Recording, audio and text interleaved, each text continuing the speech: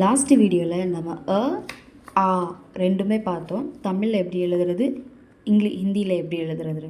தமிழில் எப்படி எழுதுவோம், ஹிந்தி அதேமாதிரி ஆ எப்படி எழுதுவோம், தமிழில் ஆ இப்படி எழுதுவோம், ஹிந்தியில் ஆ இப்படி எழுதுவோம். எப்படி எழுதணும், 3 போட்டு 1, அடுத்து ஒரு 1, அடுத்து ஒரு மேலே ஒரு 1.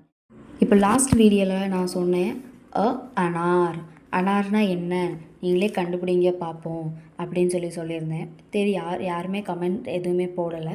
ஸோ அனார்னா என்ன அப்படின்னு நானே சொல்லிடுறேன். அனார்னா பொமக்ரனேட்னா மாதுளம் பழம் இருக்குல்ல, அதுக்கு ஹிந்தியில் வந்து அனார். ஓகேவா. ஆம்னா என்னது, மேங்கோனா மாம்பழம். ஓகேவா. ஸோ இது நம்ம பார்த்துட்டோமா.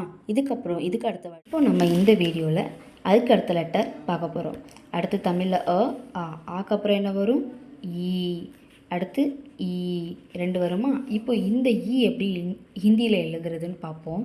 ஈ எப்படி எழுதணும்னா, ஃபஸ்ட்டு ஒரு எஸ் போடுங்க, மேலே ஒரு 1, அதுக்கு மேலே ஒரு 1, கீழே அந்த எஸ்லேருந்து கீழே ஒரு சுழி. இவ்வளோ தான் ஈ. இந்த ஈ எப்படி எழுதணும், இப்படி எழுதணும். இது எப்படி எழுதணும் மறுபடியும் ஒருக்க சொல்லித்தரேன்.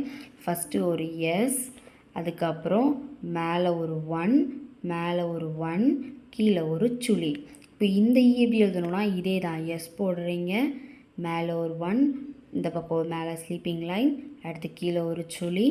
இப்போது இதிலேருந்து மேலே ஒரு குட்டி சுழி போடுறீங்க. இதான் ஈ. இந்த ஈ எப்படி போடணும், இந்த ஈ எப்படி போடணும். இது தமிழில், இது ஹிந்தியில். இது தமிழில், இது ஹிந்தியில். இப்போ ஈ வந்து, இந்த ஈக்கு வந்து இம்லி. இம்லினா என்னது, டேமரிண்ட்.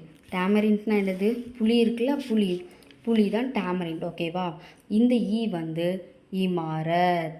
இமாரத்னா என்னன்னா, பில்டிங்ஸ்லாம் இருக்குல்ல, அதுதான் இமாரத். ஓகே நண்பர்களே, இந்த மாதிரி சின்ன சின்ன சென்டென்ஸ் வேர்ட்ஸ் எல்லாமே நீங்கள் படிச்சுக்கிட்டிங்கன்னா உங்களுக்கு பேசிக்காக பேசுகிறதுக்கு, எழுதுறதுக்கு எல்லாத்துக்குமே ரொம்ப யூஸ்ஃபுல்லாக இருக்கும். இதில் உங்களுக்கு ஏதாவது டவுட் இருந்துச்சுன்னா மறக்காமல் எனக்கு கமெண்ட் செக்ஷனில் கமெண்ட் பண்ணுங்கள். உங்களோட டவுட்டை கிளியர் பண்ணுறதுக்கு நான் எப்போவுமே ரெடியாக இருக்கிறேன்.